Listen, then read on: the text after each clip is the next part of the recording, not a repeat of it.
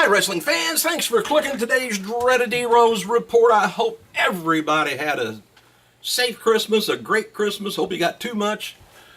I got too much to eat. Never get too much of anything else. Anyway, I hope it was great. Thanks for clicking in. All right, let's get on with some news. Got Bellator MMA president Scott Coker, who told MMAfighting.com that the company has reached out to the current WWE World Champion Brock Lesnar, and they want Lesnar to fight for them once his WWE deal has expired after WrestleMania 30. He says there hasn't been any serious dialogue, Coker said, but when the time comes to have serious dialogue, we'll be right there. They want the big money. Brock can bring him. And AJ Lee, she's currently out of action for just a few more weeks with an injury. There's been a lot of negative talk about AJ within WWE lately, and her Slammy acceptance award, speech, which wasn't scripted the way she delivered it, was seen as a big shot at every diva on the roster except Paige. I may have to go back and look at that again and see what she really said. I know she kind of was acting like she was leaving, and that was the last and all that. But there's also some negative talk on her for taking time off to be with CM Punk in Vegas for the UFC 181 match. And it appears there was another incident with AJ. She was removed from the WWE main event intro a month ago, and reportedly coincides with something that happened backstage described as a hiccup with her. This happened before anyone in the company knew about CM Punk taking off and leaving for UFC, which probably wouldn't have made a bit of difference anyway. And TNA officials were not happy with Spike TV pushing the final 2 episodes of Impact Wrestling to late night. TNA expected to stay in their primetime slot for the next 2 episodes on the network, but worth noting, it was mentioned of there was no mention on TNA of them going to Destination X or leaving Spike TV on Wednesday's final broadcast, which I wouldn't expect them to promote, another channel anyway.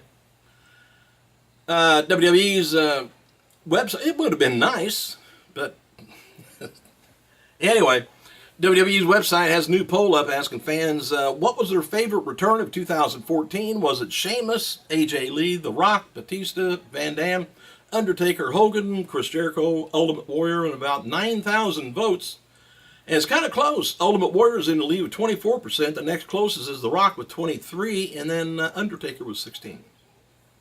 We knew Undertaker was coming back then. We didn't know he was going to get beat, but WWE is going to be releasing a new Blu-ray and DVD of the Ultimate Warrior next year. It's called Ultimate Warrior Always Believe. And it's believed to feature a new documentary. According to WrestlingDVDnews.com, the set's going to be released around April 14th next year. All right, Reno ANOA'I of the legendary family will be competing on the new season of American Idol.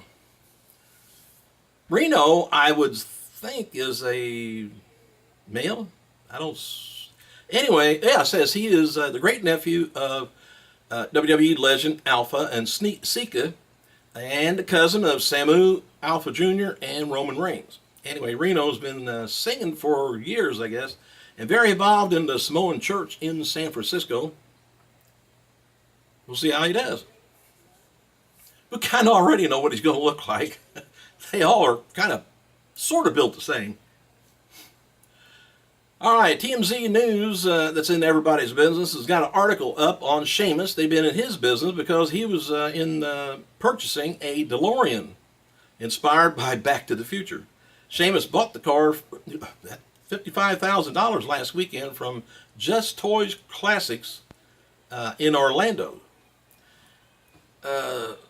I guess there was a rugby team tweeted a photo of Sheamus with the car while wearing their jersey last week. I'm going to put that on the Diamond Dan Wrestling website. You want to take a look at it. And those are, I don't know, I can't remember whether all the cars are stainless steel, but I think all of them are all the same color. It looks like a sink on 4 wheels. All right. The Orlando Sentinel, which, of course, got the gull wing doors. Sinks don't have them. Just thought I'd let you know. Hey, the Orlando Sentinel's got an article up about Kevin Nash's domestic incident with his son earlier in the week. Comments from Kevin Nash on Thursday. He says, "We're not the Capones. We just opened presents and we went out to dinner last night." Nash also said he didn't mean to hurt Tristan, his son. When he took him down for being out of control, Nash said, "I'm a big, old guy. I could have hit him anywhere."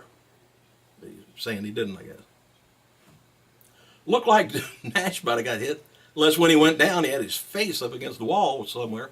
All right, WWE is going to be releasing Destruction of the Shield DVD on Blu-ray and regular DVD February 17th. Wrestling DVD News reports that in addition to the documentary, matches will be shown and interviews of Seth Rollins and Reigns and Ambrose will be featured before each match. A couple of the matches are Roman Reigns on FCW's Triple Threat match and Triple Threat match with Dean Ambrose versus Rollins versus... well, anyway, I guess this is back in... this is down in FCW. 2012, February. Then you got Dean Ambrose, United States Champion. You got the U.S. Championship match with Ambrose, Kofi Kingston, Extreme Rules last year. And then Reigns and the Tag Team Championship Tornado match for WWE Tag Team Championship is Reigns and Rollins taking on Team Hell No, Extreme Rules, last year, May 19th. All right, WWE taped the following for tonight's SmackDown. We got Hogan's going to be in charge. I don't know if he's going to be in charge in a Santa suit or not, but boy, that could have been anybody in that suit Monday.